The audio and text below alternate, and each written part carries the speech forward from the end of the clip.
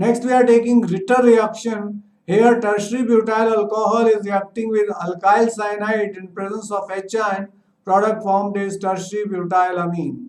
Here, ammonia is generated and ammonia reacts with alcohol to form amines. Here also cyanide get hydrolyzed to form ammonia, and here ammonia get added and we get tertiary butylamine. Next, we are taking Beckmann rearrangement. Takes place in oxime. Beckmann rearrangement can occur in H positive in the presence of H positive ion or PCl5. Here, first step we will get alkyl N-alkyl amide.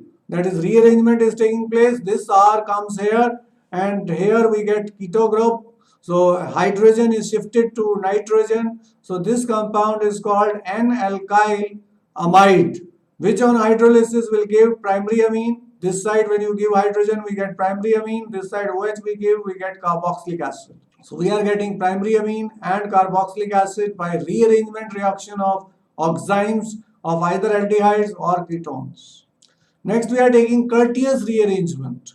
Here, acid halide are treated with NaN3, that is sodium azide. As NaCl is gone, we get acyl azide. In the presence of chloroform, nitrogen is lost, and here you have got nitrogen with a 2 lone pair of electrons. Alkyl shift will take place in the same manner as it takes place in a Hofmann-bromide reaction. Product formed is alkyl isocyanate. Alkyl isocyanate, when hydrolyzed with NaOH, we get primary amine plus Na2CO3 plus water. So here we get isocyanate, and isocyanate on basic hydrolysis give primary amine. Next, we are taking hydrolysis of isocyanate or isocyanates. Isocyanates, when hydrolyzed in the presence of acid, we get primary amine CH3NH2 plus formic acid is formed. So if you want to distinguish between cyanide and isocyanate, methyl cyanide on hydrolysis will give acetic acid. Methyl isonitrile or isocyanide on hydrolysis will give formic acid. Formic acid responds to tolerance reagent test. Acetic acid does not respond to tolerance reagent test. So this test can be used for distinguishing cyanide from isocyanide. Ethyl isocyanate, this reaction we are doing third time. Ethyl isocyanate undergoes basic hydrolysis, we will get primary amine plus potassium carbonate. Action of chloroamine on Grignard reagent. Grignard reagent, when reacts with chloroamine, chloro-magnesium iodide is removed, we get RNH2. Same way, if you take tertiary butyl magnesium iodide and react with chloroamine, we will get tertiary butylamine, chloro-magnesium iodide. Next, we are taking decarboxylation of amino acids. Amino acid means which have got carboxylic acid and amino group attached to the same carbon called alpha carbon. When you treat it with barium hydroxide, it will remove carbon dioxide, and this carbon dioxide will be absorbed by barium hydroxide, forming barium carbonate. And here the product formed will be CH3NH2. If we take glycine or alpha amino acetic acid or 2-amino-ethanoic acid and heat it with barium hydroxide, this CO2 will be lost, we will get methylamine. This we are taking 2-amino, this is the isopropyl group. So here when we treat it with bacteria, bacteria also removes carbon dioxide and product formed is isobutylamine.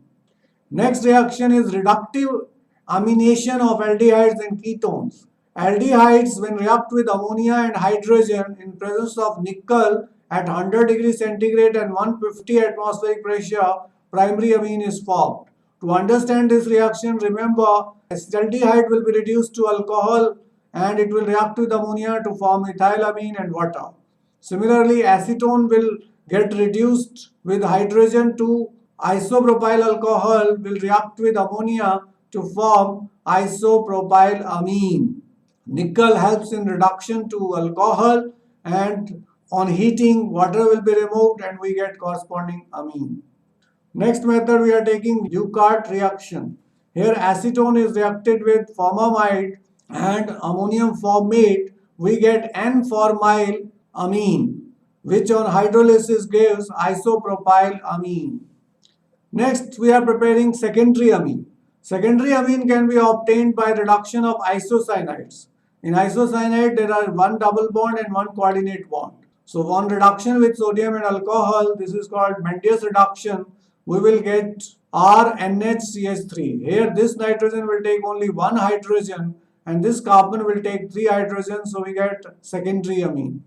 If we reduce CH3NC with the nascent hydrogen which is generated from sodium and alcohol, we will get secondary amine, that is CH3NHCH3.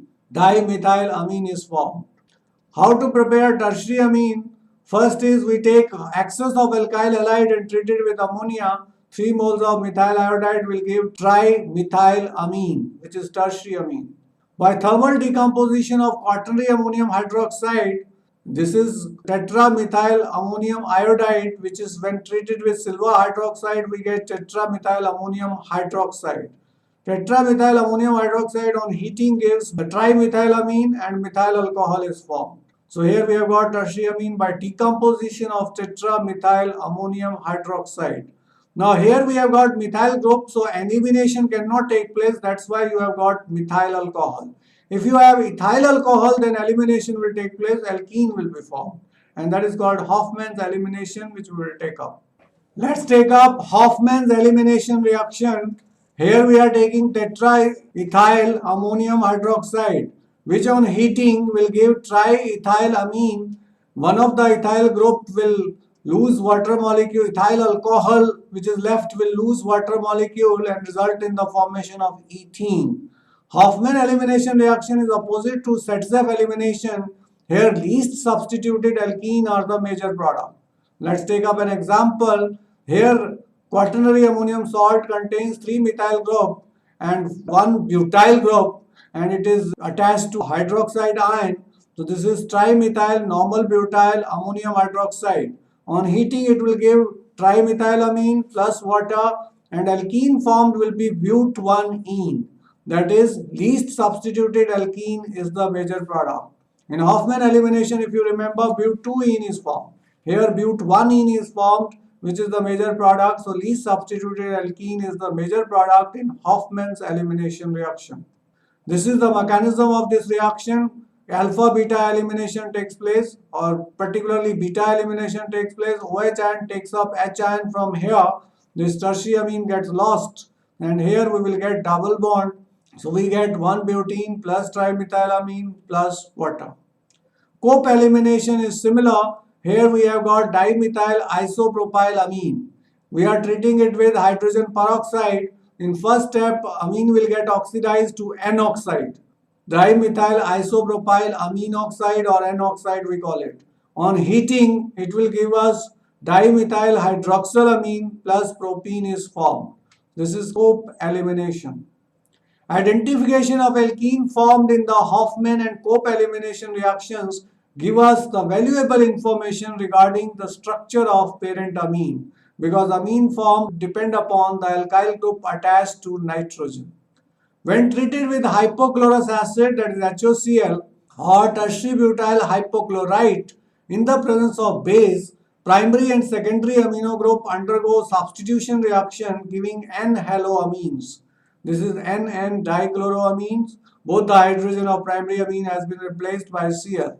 This is N-chloro dialkylamine. That is in secondary amine, one hydrogen has been replaced by Cl.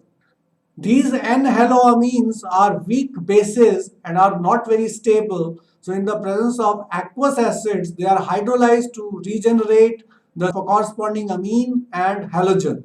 R2NCl, when treated with HCl, we get R2NH and Cl2 is formed. That is, secondary amine is regenerated and chlorine is removed. By ammonolysis of alkyl halide by secondary amine, this amine we have got methyl normal propylamine. We are reacting with ethyl bromide. The product formed will be tertiary amine, which is called ethyl methyl normal propylamine. In IUPAC system, now we have got 3 different alkyl groups. One is methyl, ethyl and propyl. So parent will be propyl.